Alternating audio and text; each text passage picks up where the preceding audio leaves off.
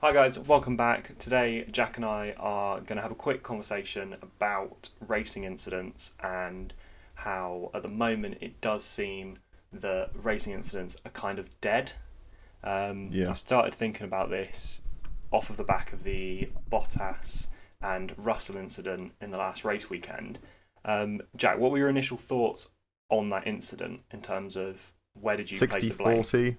As much as I say, Will Butson says 60-40. I kind of agree with him, but Russell's a little bit more to blame because he's retiring to the wet, but he was going to overtake on Bottas, who shouldn't have been battling at P9. There Okay. is, like, admittedly, he's in a better car and he shouldn't be there. Russell was going to do the move. Anyone was going to make the move.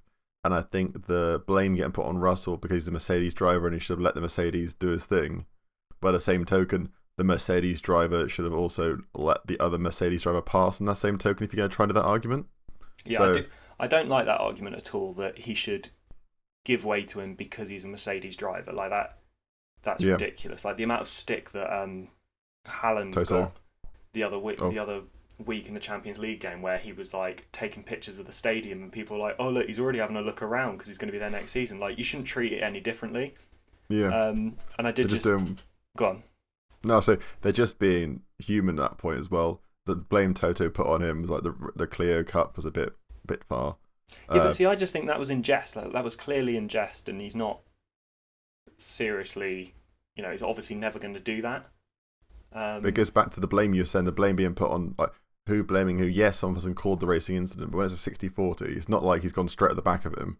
mm. It's 60-40, they're both to do it. He should have given it more room. Valtteri shouldn't have popped back out. Russell shouldn't have probably quit tire in the wet. There's lots of should he, shouldn't he. And then it goes more of a racing incident rather than like a can we attack X or can we attack Y. You don't really get, well, the modern F1, you're not getting that wheel to wheel fighting as much.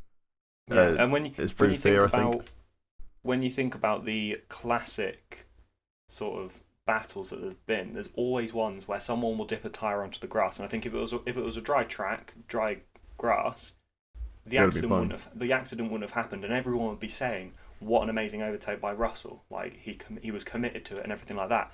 I think he's got to go for Yeah, it, you obviously, have to. because if there's a In the gap, you've Williams got to seat, you go have to for go it. for Yeah, it. You're in a Williams at P9, P10 fighting. yeah. You shouldn't be fighting Valtteri Bottas because Valtteri Bottas should be P4 or higher.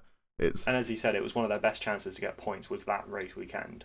Yeah, and they were Was geared in up there. for that track. So Yeah, I just think that the problem that you've got now is, and they are trying to fix this with things like the sprint qualifying and stuff like that. But the problem is there's not enough, as you say, organic action a lot yeah, of the time. We're maybe seeing a battle between Verstappen and Hamilton, which is obviously what everyone wants to see.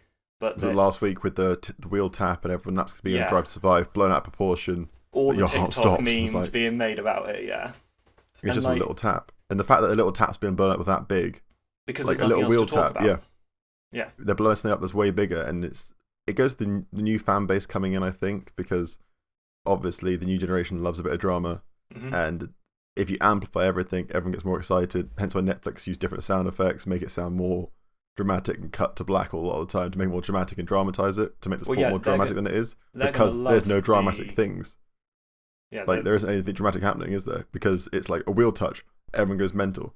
they're gonna love the audio from the radio between Russell and Bottas. Like that's gonna be used every time Bottas scrapes against another car. And the slap on the helmet as well. Yeah, and the slap on the helmet. it's Bonk. gonna it's gonna be like there'll be boxing like ring bell noises and stuff added to it and everything. It's gonna be great. So do you But think that should be then carried on in other areas of the sport then? Because obviously everyone's cancelling people when they do this one bad move or this and that. And even I think back to Baku when Ricardo went up the back of Verstappen, both same team this time. hmm And I don't think I the reaction was as bad then to this now. And because they were like, oh, if Russell's Mercedes driver should like all this stuff. They were both Red Bull drivers in the same bloody car at that point. I And think the it's got reaction wasn't worse. as bad as this. Yeah, I think it's getting worse all the time. I think as I saw a video the other day that was saying that Formula One is becoming the quickest growing um, social media sport, like in terms of Yeah, like people interacting with it on Twitter and stuff like that, and everyone's got an opinion, and in a sense, that's what we're sat here doing now.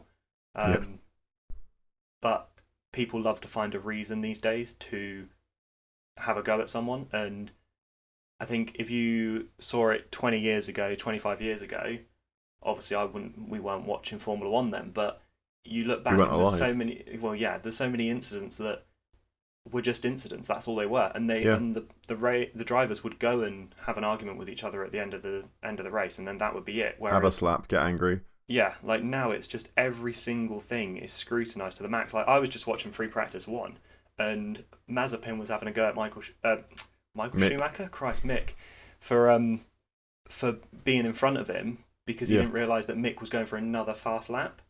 And also, Mazepin, who came out the FP1 session 4 seconds behind Latifi. That was ridiculous. Latifi being 19th, he came out 4 seconds behind 19th. He sat in dead 20th. Ilott was driving for like one of his first times, and he was still doing better. So he was only half a second behind Raikkonen. Getting off the point, doing an FP1 review. We're not doing that. Yeah. We're talking about the cancellation sport. But you could also talk about Mazepin. I don't like him. You don't like him. The whole sport doesn't really like him. But by the same degree, he is a racer in that seat, trying his hardest, and people do cancel him. He's a horrible person. Don't get me wrong. I'm not defending him. But do we then become hypocrites for trying to constantly going at him and cancelling him all the time when you've got? Do you see what I'm saying? Like you can't pick and choose because you got George in Loveheart eyes and you just hate on Mazepin and you justify the cancellation of Mazepin but not George, and you can't pick and choose your favourites. I think when there's the issue with the Mazepin stuff is that there's so much behind what he's done. Like nobody's just looking at the couple of races we've had this year, and it's like roasting the spectacles but in reverse. Effectively, you can really have hatred vision already in your eyes. Those things were already going to happen before it became Maz's spin. Like there was always going to be negativity towards him being in the sport. Whereas the Russell thing, I genuinely I looked at it and I watched it and I saw other people's videos on it, and I just thought, if that isn't a racing incident, yes, they've crashed, and maybe Russell shouldn't have gone out on this massive firing streak at Bottas saying it's his fault and then later apologising. That bit maybe not so smooth, but if they'd have both just got out of the car and gone, oh shit, we crashed into each other, that to me was enough. There was no need for this big inquiry, and everyone's doing it, looking trying to just make the most out of it. But then it's also you've got situations like that. It's going to flare up. It's going to happen because your tensions are high. It's a high adrenaline sport. They're going to react like that way. But I don't think it's.